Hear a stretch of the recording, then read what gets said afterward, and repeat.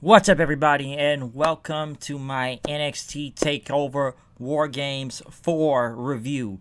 A lot of things to talk about this show tonight. War Games 4, of course. Got to throw up the 4 one time. A little bit of a four horseman right there, if you get what I mean. But NXT Takeover War Games 4 review, and there's a lot to say about this show. Number one, before we kick this show off, first off, shout out to the Urban Wrestling Network or the Bodega Podcast and whatnot. Go check out their website right now when you get the chance. A lot of content from me and other reviewers, most likely reviewing this show as we speak right now, whenever this is going to be uploaded tonight when I'm done with this. But after watching NXT Takeover War Games tonight, it was my first question before I get into the actual match and show. I wondered how this was going to work. I kept saying to myself all the time, how are they going to fit two cages at the Performance Center or the Capitol Wrestling Center or whatever you're going to call it? Because I was thinking they may just move this thing to the Thunderdome. But then again, you got to remember Performance Center has a lot of rings, and I'm sure they could just find a different part of the building. But it looks like they were in the same space, look like I should say, and just kind of made it look bigger, just make some space, push some barriers back and whatnot, maybe lessen the amount of fans that are there, and you're still going to have your NXT TakeOver War Games match, make the stage look shorter and whatnot also.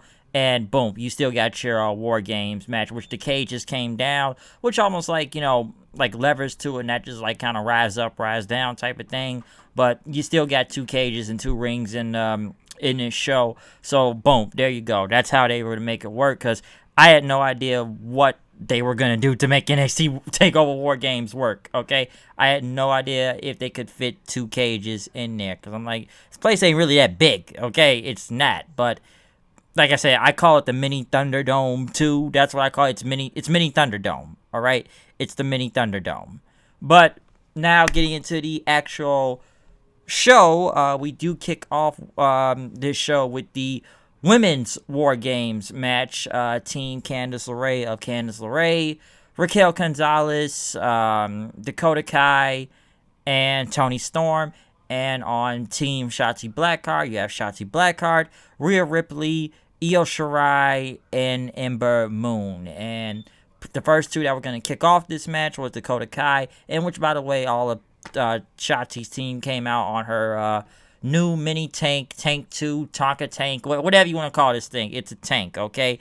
And now it's just another tank. Doesn't really look that big or different, not much, but it's a tank too. It's all about the mini tank, okay? But moving on from the tank though, like I said, Dakota Kai, Ember Moon, kicked it off. Next, Shotzi Blackheart came in, which she ended up pulling some type of toolbox from under the ring and whatnot to continue this match, where she had a was it a crowbar? I think she pulled out of that thing. Yeah, I think it was a crowbar now that I think about it. So, yeah, she had a crowbar and came in the ring, started coding at Dakota Kai with it then. But next, though, after that, Raquel Gonzalez came in, pretty much woman handled both of them and everything. Basically, started throwing both the girls around just and all over the place. Next, Rhea Ripley came in. Also, her and Gonzalez had a stare down then because, they're both giants and whatnot. And everything after those two kind of going back and forth also for a good second, which, like I said before, Chachi's team did have the extra member to come out first, so they were basically somewhat dominating for a second. Next, though, off of Candice's team was Toni Storm, who came in, cleared house, basically taking everybody out throughout this match, if I remember. Yeah, she basically took everybody out, and it's basically all women brawling and pretty much going back and forth and whatnot. Next was Io Shirai, which Io couldn't even get in the ring for a second because they kept her out of the ring, basically pushing her back and making sure she could not, get in. Because Toni Storm, I think she used like a belt or something to lock the cage up, so no one could not even get in. All right, she couldn't even get in the match and everything. So she was basically kind of held by. All right, held back, held by, whatever you kept calling it. And then she what did she do? What was that? No, Candice was next, which I figured Io had a stare down and everything because Io kept trying to throw weapons in the ring and whatnot to somewhat get in there, but still couldn't get in the ring. Candice did end up getting in there, though. But then all the women are brawling, which I have to give Io Shirai a lot of credit right here, since she is damn near suicidal in this match. She climbs the top of the cage. She puts a trash can over herself and then jumps on everybody. And yeah, that was pretty deadly, okay? Even who was it that did a double stomp? And I think it was Dakota Kai. She did a double stomp onto Io, which she was in the trash. And the match could have been over right here, okay? Because she stomped on it. And Io was legitimately stuck in the can, which even I said, you can just pin her with the can over her. So, what's the point of taking it off her? I guess they had to get the kick out in. But I'm like, well, she's stuck. You can just pin her there, and she can't get out. So, boom, you kind of got the match won. I know that Tower Doom spot. What else? There was a ladder in the ring at one point. Shotzi basically jumped onto Candice, knocking off her, which I felt like Candice had to get into position for a second. Even put a chair over, and Shotzi still jumps on her and hurts herself, which a lot of people now saying that Candice may have been hurt from that spot too, which I don't know if it's a wrist or anything, but a lot of people are saying that also. Whatever insane stuff was in this crazy match and whatnot. Like I said, it was a ladder. I know a lot of them start hitting finishers. Io with a moonsault. Tony with the Storm Zero and everything. A lot of finishers being thrown around. Okay, lots of finishers. But yeah, other than the finishers and everything, I know it was a ladder. Like I said, it was a ladder across it, and I think Io went for it again, and it ended up with Raquel Gonzalez power bombing her through the ladder, getting the pinfall. So, Team Candice ended up getting the win right here. The heels won. And whatnot. So, she got the win, and which obviously tells me she's going to be next in line getting a title shot against Io Shirai. Like I said, the match was crazy and everything. I think once it gets to the actual War Games match, that's when, you're going to pay attention to the most and everything. Like I said, Io did nearly try to kill herself out there several times, but like I said, a lot of solid action right here. Very, very good match. Like I said, Team Candice getting the win. I will say one thing, which I thought was kind of funny when what's in this match. What was it?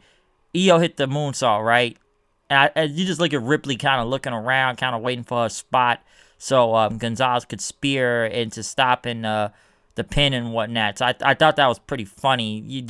She's like, you gotta wait for that spot. I don't know if she was late or anything, but you could tell that they're just waiting for it. Okay, you could just tell they were waiting for it. But when Gonzalez is getting a win right there, she's most likely getting a title shot. Okay, but next they did go to Finn Balor, who had a promo.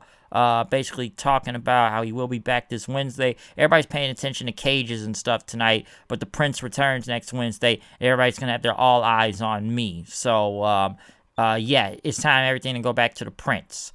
Next was the Shredder. Tommaso Ciampa. He looked like the Shredder or Scorpion from Mortal Kombat. He went against Timothy Thatcher. Listen, this was a hard-hitting match. A very good match, too. Don't get me wrong. But let's be honest here. Timothy Thatcher was never going to win. Okay? He never was. All right? This was brutal, especially when Ciampa hit that freaking running knee and then ended up, having Thatcher bleeding from his ear and whatnot. That was pretty deadly when he did that. Okay? Ciampa kind of having him into the ropes and everything, put him to a guillotine, and then hit him with the Willow's Bell DDT for the win. Like I said, this was a brutal match. Both of these guys are really good, very brutal. But like I said before, Ciampa was never losing this match, okay? Thatcher never wins. He always loses, which literally makes no sense. And this guy puts on really good matches, too. The last time he really had a meaningful win in NXT was mostly when the Fight Pit match happened with Matt Riddle, and that's when Matt Riddle was leaving to go to SmackDown.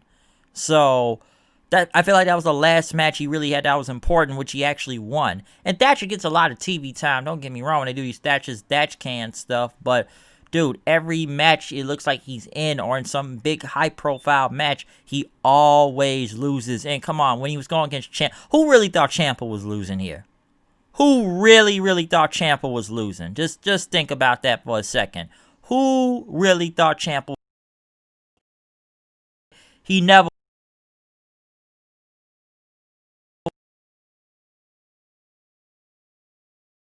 After L after L, and I'm like, is this guy? Can he win like one big match at least? One?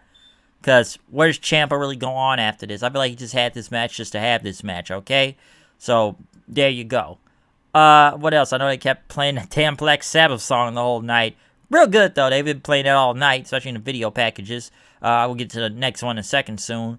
Next, a feud which I feel like never ends, and I hope it's done after this, is Dexter Lumis versus Cameron Grimes in a strap match. A match I felt went way too long in a way, and it wasn't bad, but you know, listen, I've said this about Grimes before. He has not really won any matches in this feud against Dexter, and Dexter's always got the upper hand in him most of the time. And the match was okay, don't get me wrong.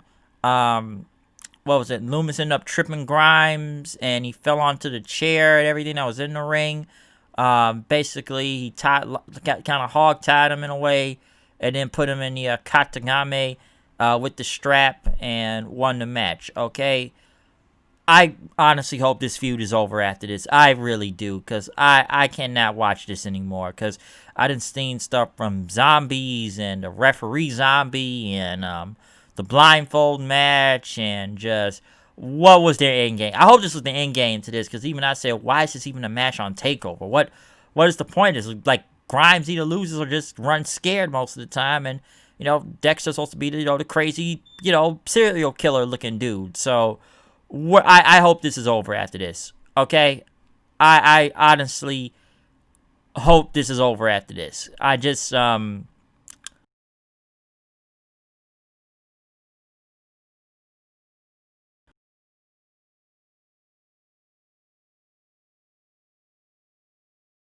line Leon Ruff, Johnny Gargano, and Damian Priest, which Damian Priest didn't even really get a full entrance also, by the way.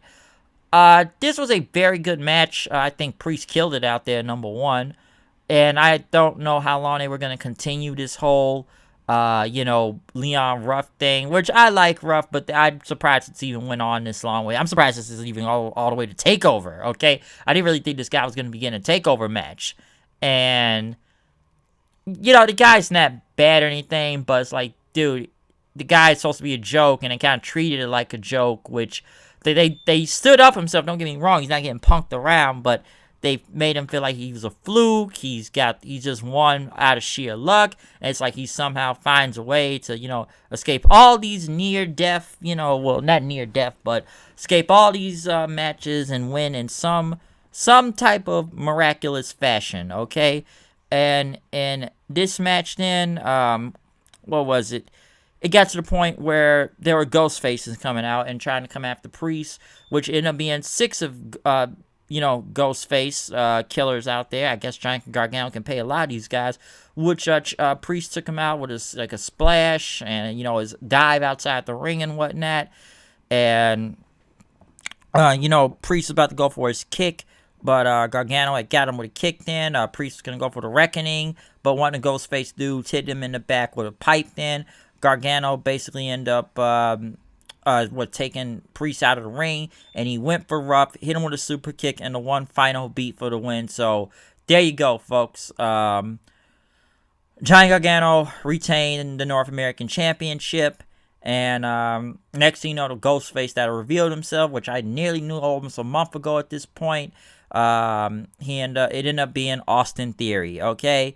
And it was me all along, in a way, which I don't know if he was channeling like his Vince McMahon type, say, it was me, Austin, it was me all along, oh, son of a bitch, damn, I can't believe it, my God, I can't do a good JR impression right now, but you get where I'm going for with this. But Yeah, Gargano getting the win. Yeah, I think this Leon Ruff train has finally ended. Okay, so I almost surprised they didn't even want to. I'm almost surprised they didn't continue this. So I almost expected that to go. But as Wade Barrett and Vic Joseph started promoting the action figures and whatnot, next thing you know, the lights started flickering, and a crow, which I'm not gonna say it was Sting or maybe it was a buzzard, but if it was a buzzard, I would have said Bray Wyatt also. But when I saw a crow, I'm like, wait, Sting? I'm like, oh, wait, different show. Of course, TikTok, Killer Cross is coming back soon. So, listen, the guy's been really healing up online. It's been a lot of workout videos of him training and everything. So, Cross will be back soon.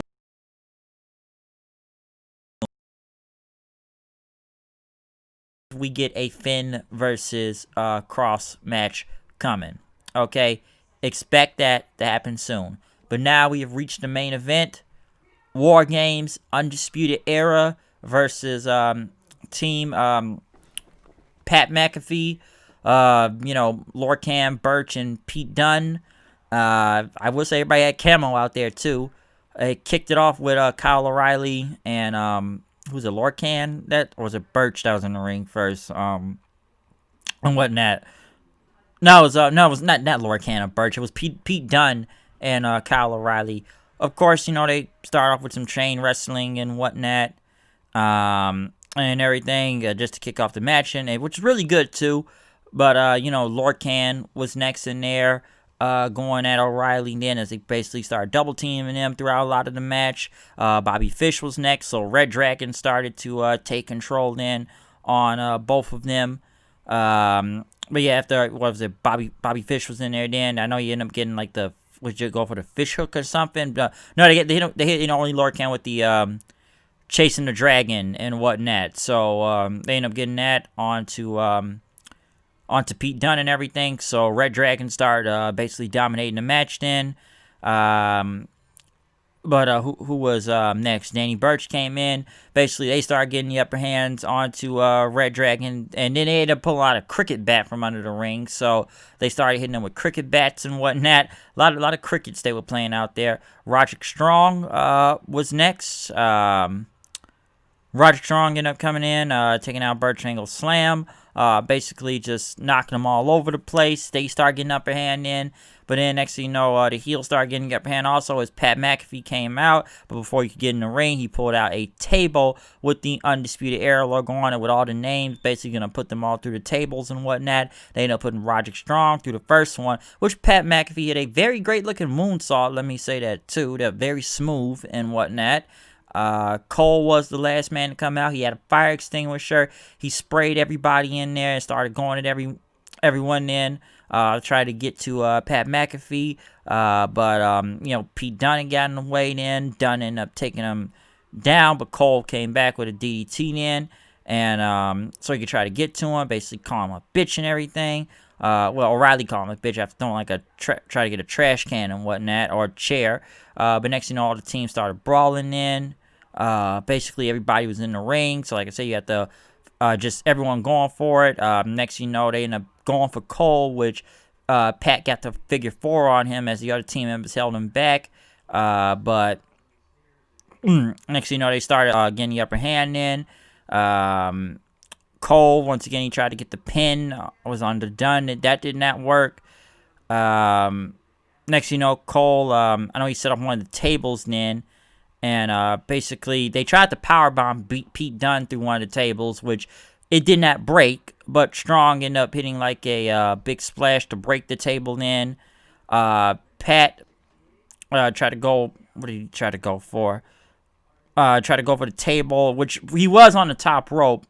But I think Cole pushed him, and he did almost like a coffin drop through the table. He got some air, by the way, just leaping through it, hitting the table. So he did go through a table himself.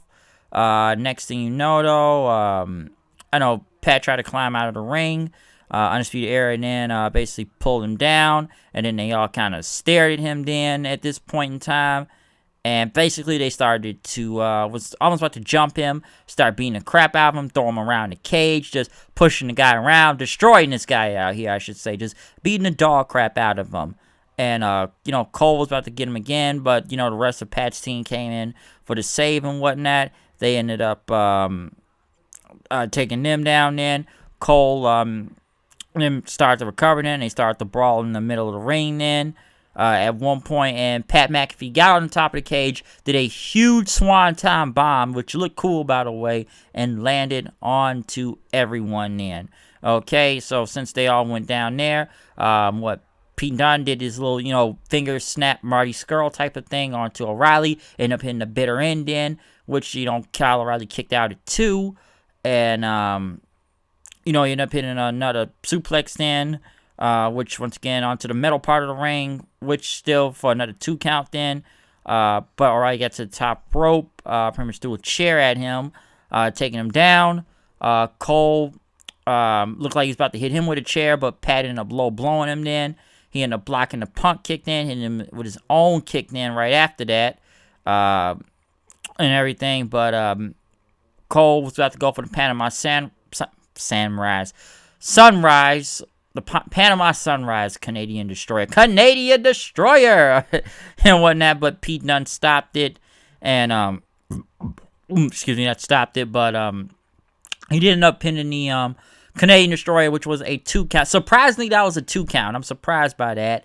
But before he could go for the last shot and everything, they ended up stopping Dunn and Lorcan ended up stopping him then. He ended up hitting a bitter end onto Cole onto the chair, which I'm surprised it wasn't over after that. Deadly. But next thing you know, everybody starts hitting finishers. Then after that, what was it? What's his name? Strong ended up hitting like the end of Heartache then. I think it was on to Lorcan at that point, because Cole had took down his knee thing, his knee pad. It was going to not elbow, but hit him with the last shot. And like I said, Lorcan took the bullet. And like I said, in the Heartache, total elimination by Red Dragon. And then Kyle O'Reilly ended up hitting Lorcan with a big knee onto a chair, onto his face, which he started bleeding, and Undisputed Era won this match after 45 minutes, okay? So, Undisputed Era ended up breaking the, I guess their losing streak at War Games, winning the match after a while. But they ended up getting the win, which I feel like they've been in every War Games match ever since. But Undisputed Era won here. They celebrated. This was a great match, okay? Gotta give it up to Pat McAfee, who once again shined in this, and he's great. Not bad at all. So, the guy's a great heel, and he can go in the ring. He is very competent.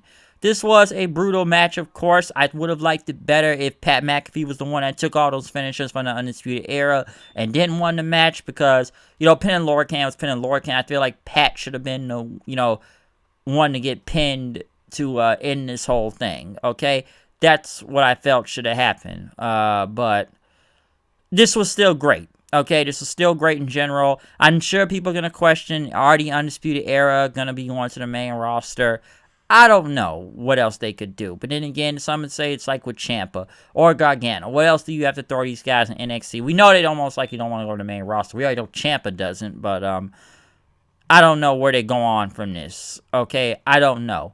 But I think it would have been better if they pinned Pat in this match, okay? That's what I feel like the ending should have been, but this was still great in general. Overall, this entire show, listen, the build wasn't really that good in NXT TakeOver War Games. Maybe given that, I wouldn't say it was an underwhelming build, but given they've only had like a few weeks to do it, it's kind of like whatever in a way, but you knew they were still going to deliver the day of the show comes, okay? Overall, this was still a really good show. The War Games matches were really good. I thought the triple threat wasn't that bad. Thatcher and Ciampa wasn't bad. It was just so freaking predictable. I think the worst match on this show is the strap match, okay? That's the one I could say I really just did not care about. I was just sick of this feud, and I wanted it to end, okay? And I hope it's over after this. I really do.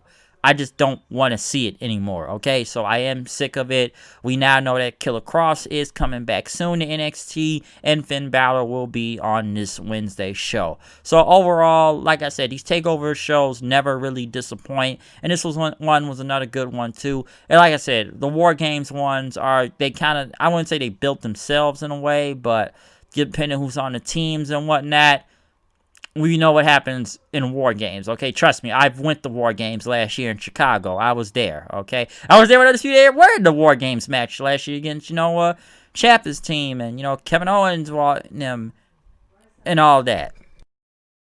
Okay, so that's mostly what I could say about this show and everything. Like I said, I was there last year, so it was fun that night on Saturday.